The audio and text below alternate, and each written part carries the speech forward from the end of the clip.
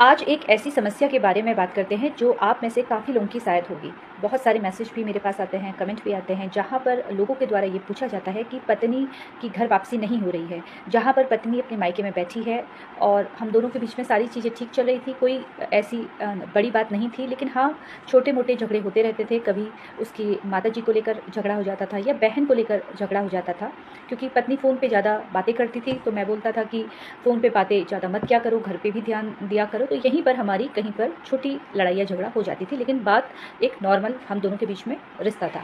अचानक एक दिन पत्नी ने कहा कि मैं अपने घर जाना चाहती हूँ, और मैंने भी सोचा कि कुछ दिनों हो सकता है कि ये मायके जाके आए तो हमारे बीच में सारी चीज़ें ठीक हो जाए, और पत्नी ये कहकर मायके चली जाती है या आप उन्हें छोड़कर आ जाते हैं। लेकिन अब 10 दिन से ज़्यादा का समय बीत गया है, पत्नी ने न फ़ोन किया, अब मैं फ़ोन कर रहा हूँ तो उनका फ़ोन स्विच ऑफ आ रहा है, बच्चों से भी बात नहीं करवा रही है, और उनके घर में मैंने किसी और से बात की तो उन्होंने सही तरीके से मुझसे बात नहीं की। हो सकता है ये दिक्कत आपके साथ भी हो रही हो। अब ऐसी अवस्था में आपको क्या करना है, आज इस वीडियो के माध्यम से मैं आपको यही जानकारी देने वाली हूँ। देखिए, आप सभी से निवेदन करूंगी कि अभी तक जिसने मेरा यूट्यूब चैनल, मेरा इंस्टाग्राम आईडी और मेरा फेसबुक पेज अभी तक लाइक और सब्सक्राइब नहीं किया है, तो ऐसी ही कानूनी जानकारी प्राप्त करने के लिए आप लोग मुझसे वहाँ पर भी जुड़ सकते हैं। और यूट्यूब पर अगर आप मुझसे जुड़ते हैं तो वहाँ पर आपको बेल आइकन दबाना है, जिससे नोटिफिकेशन आपके फ़ोन पर हमेशा मिले।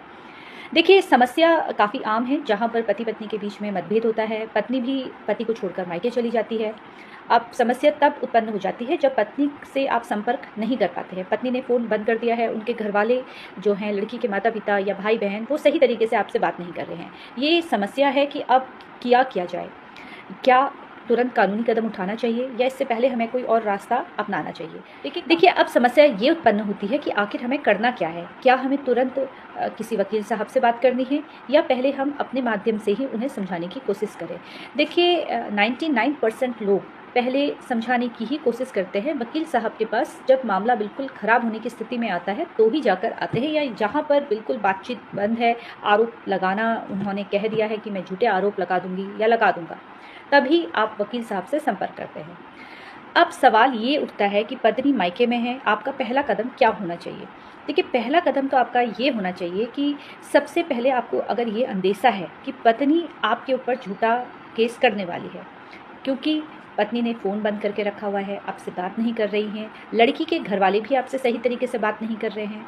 अब ऐसी अवस्था में सबसे पहले आप ये जान लीजिए कि उन्होंने कुछ न कुछ सबूत आपके खिलाफ इकट्ठा किए होंगे, और वो कहीं ऐसा ना हो कि आपके ऊपर केस करने के लिए सोच रहे हैं। अब ऐसा भी नहीं है कि केस वो कर देंगे, और ये भी ज़रूरी नहीं है कि केस वो नहीं करेंगे। अब इस समस्या को आप कैसे जान पाएंगे कि लड़की वाले केस करने वाले हैं या नहीं करने वाले हैं? देखिए, सबसे पहले तो आप ये देखने की कोशिश कीजिए कि क्या लड़की का सामान, यानी कि आपकी पत्नी का सामान आपके पास है, आपके घर में रखा हुआ है? क्या उन्होंने अपना सारे जो उनके डॉक्यूमेंट हैं, जैसे उनके जो भी डॉक्यूमेंट हैं, उनके आधार कार्ड, पैन कार्ड या जो भी उनके सर्टिफिकेट है, क्या वो लेके गई हैं? या घर पर उनका जो जेवर है, क्या वो घर आपके घर पर ही है, या वो साथ में समेट के लेके जा चुकी है? पहले तो आपको ये देखना है कि ये सारी चीज़ें घर में प्रॉपर हैं या नहीं हैं। अगर आपको लगता है कि आप उनका सारा सामान घर पर है, बच्चों के सामान घर पर हैं, सारी चीज़ें सही तरीके से हैं, तो एक बार समझौता करने के लिए जाइए, आप उनसे बात करने के लिए उनके मायके आप अवश्य जाइए। लेकिन जहाँ पर लड़की का स्त्री धन घर पर नहीं रखा है, डॉक्यूमेंट नहीं रखे हैं, कुछ डॉक्यूमेंट आपके भी घर पे नहीं हैं, आपको ये मालूम चलता है कि मेरे डॉक्यूमेंट भी पत्नी लेके चली गई है, तो ऐसी अवस्था में आपको तुरंत लड़की के घर नहीं जाना है। आपको बात करनी है, लेकिन लड़की के घर में कदम नहीं रखना है, और ना ही उसके कोई रिश्तेदार के घर में कदम रखना है। ऐसी अवस्था में जब भी आप उनसे बातचीत करने की कोशिश करते हैं, तो ऐसी अवस्था में आपको उनको नज़दीक के किसी रेस्टोरेंट में बुलाना है, या कहीं पार्क में जाकर आप बैठकर बात कर सकते हैं, लेकिन घर में नहीं जाना है। क्योंकि अगर लड़की अपना सामान लेके जा चुकी है, आपको अंदेशा है कि अब सामान तो है नहीं, डॉक्यूमेंट है नहीं, कहीं ऐसा ना हो जाए कि अब मेरे ऊपर कोई झूठा आरोप लगा दे। तो अगर आप उनके घर जाते हैं तो कहीं ऐसा ना हो जाए कि जो आरोप वो लगाने की सोच रहे हैं, उसके अलावा भी वो 2-3 आरोप आपके ऊपर और लगा दे। आप ये कहा जाएगा कि आप उनके घर आए, उनसे ज़बरदस्ती करने की कोशिश की, अगर उनकी बहन है तो उनके साथ छेड़खानी कर दी, या उनके माता पिता को नुकसान पहुंचा दिया। इस तरह के केसों में अधिकतर इस तरह से होता है, जहां पर प्लानिंग करके काम किया जाता है। तो जैसा कि मैंने आपको बताया कि अगर आपकी पत्नी सारा सामान लेके जा चुकी है तो उस दौरान आपको उनके घर पर नहीं जाना है। आप समझौता करने के लिए या बात करने के लिए कहीं पब्लिक प्लेस ही आपको चुनना है।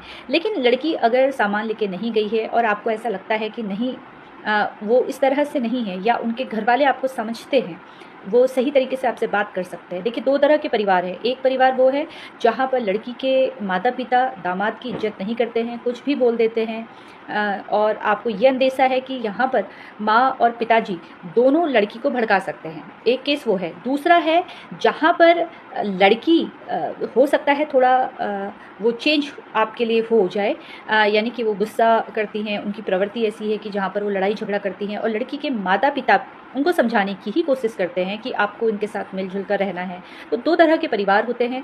अगर आपको लगता है कि इनका परिवार सही है, आपके ऊपर झूठे आरोप नहीं लगा सकते हैं, लेकिन फिर भी आपको सावधानी तो बरतनी ही है। लेकिन आप अगर इस तरह का परिवार है तो वहाँ पर जाइए, मिलिए, बैठिए, बात कीजिए। आप किसी मित्र को लेके जाइए। ये ध्यान रखिए कि अगर इस तरह से कोई घटना घटित होती है, वहाँ पर कुछ गर्मा-गर्मी होती है, तो तुरंत दूसरा वाला व्यक्ति तुरंत वहाँ पर मोबाइल से वीडियो रिकॉर्ड कर ले। आपके मोबाइल से ही वीडियो बनना चाहिए।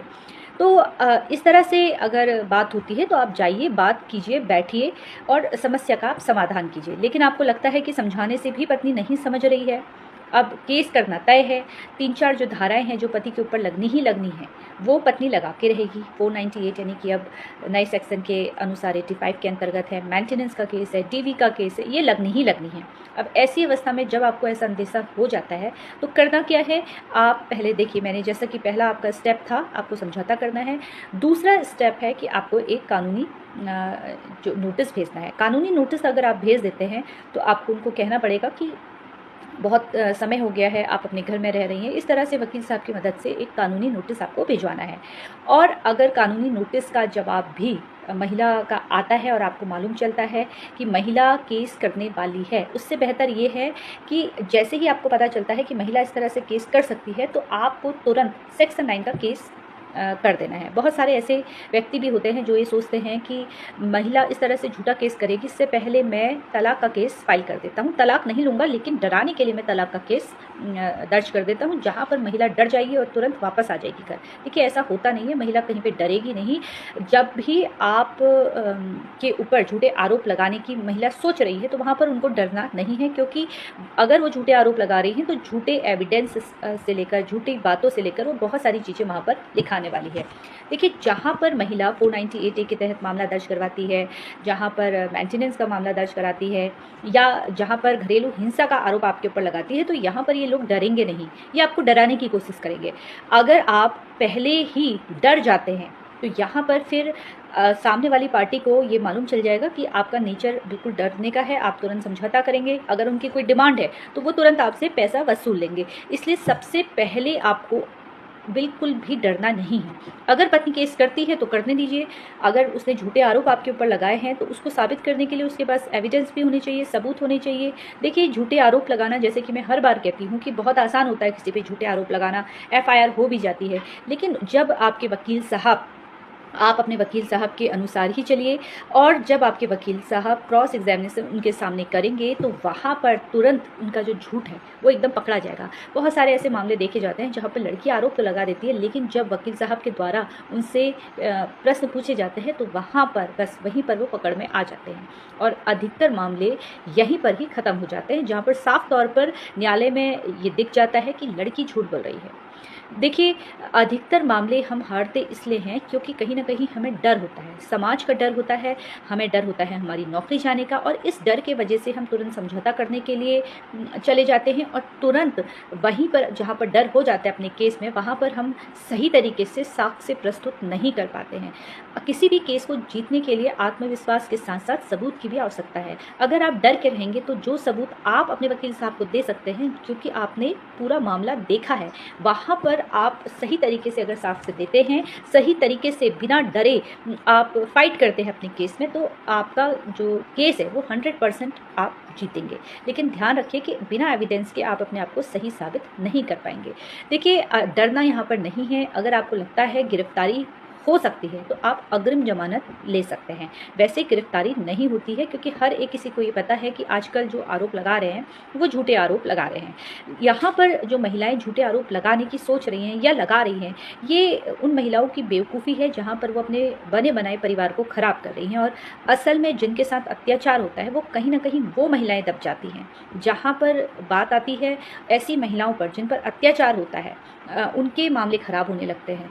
तो इस तरह की महिलाएं जो झूठा आरोप अपने पति पे लगा रही हैं, उनसे मैं बस यही कहूँगी कि देखिए, किसी के बहकावे में आकर अपना घर तबाह मत कीजिए, या अपने आप को सही साबित करने के लिए हर मामले में आप ये सोचिए कि मैं सही हूँ। ये कहीं की समझदारी नहीं है। परिवार मिलकर चलता है, जहाँ पर पति पत्नी दोनों का साथ होता है तो ही जाकर एक परिवार बनता है। छोटे मोटे झगड़े हर किसी के घर में होते हैं। हो सकता है सास ससुर तेज है या सास ससुर अब बहू की नहीं बनती है, तो यहाँ पर इसको लेकर अपना परिवार खराब करना कहीं की समझदारी नहीं है। वक्त रहते हर व्यक्ति बदल सकता है। थोड़ा आप अपने आप में बदलाव लाएं, थोड़ा उनसे बात कीजिए। अगर आप सही तरीके से अपने घर में बात करती हैं, अपने सास ससुर से बात करती हैं या अपने पति से बात करती हैं, तो हर चीज़ सॉल्व की जा सकती है, आप उनको समझा सकती हैं। लेकिन जहाँ पर सास ससुर गलत कर रहे हैं, आप उससे ज़्यादा गलत ये कर रहे हो कि आप झूठे आरोप उनके ऊपर लगा दे रहे हो। अभी तक सिर्फ सास ससुर आपको रोका टोकी कर रहे थे, लेकिन आपने ये आरोप भी लगा दिया कि उन्होंने मारपीट की है, मुझे जान से मारने की कोशिश की है, मेरे माता पिता से दहेज की मांग की है। तो ये कहीं की समझदारी नहीं है। इसलिए जो महिलाएं ये वीडियो देख रही हैं, उनसे मैं यही कहूँगी कि परिवार को बांध कर चलिए। ऐसा नहीं है कि ये सारी जिम्मेदारी पत्नी की है, पति की भी जिम्मेदारी पूरी होती है। जहाँ पर एक लड़की जो दूसरे घर से आ रही है, उसका ध्यान रखने का दायित्व भी पति का होता है। आपका दायित्व जितना आपके माता पिता के प्रति है, उतना ही अपनी पत्नी के प्रति है, अपने बच्चों के प्रति है। तो इसलिए प्यार से आपस में बंध के चलिए। बेवजह न्यायालय आकर आपका समय ख़राब होगा, आपके पैसे ख़राब होंगे, खर्चा आपको देना पड़ेगा, और डिसीजन आपका है, आपको क्या करना है। लेकिन मैं आपको सिर्फ कानूनी राय दे सकती हूँ यहाँ पर। इसी तरीके से आप लोग मुझसे जुड़ते रहिए। और भी अगर आपके प्रश्न हैं तो आप मुझे कमेंट कर सकते हैं, या सोशल मीडिया में मुझे मेरे मैसेंजर पर मैसेज कर सकते हैं। जब भी समय होगा उसका उत्तर मैं आपको वैसे दूंगी। ये ध्यान रखना है आपको कि आपको इसी तरीके से मेरे सोशल मीडिया के अलग अलग प्लेटफॉर्म पर मुझसे जुड़ना है। और यूट्यूब पर अगर आप मुझसे जुड़े हैं तो नोटिफिकेशन बेल जो है आपको दबानी है। इसी तरीके से आप लोग मुझसे जुड़ते रहिए। धन्यवाद।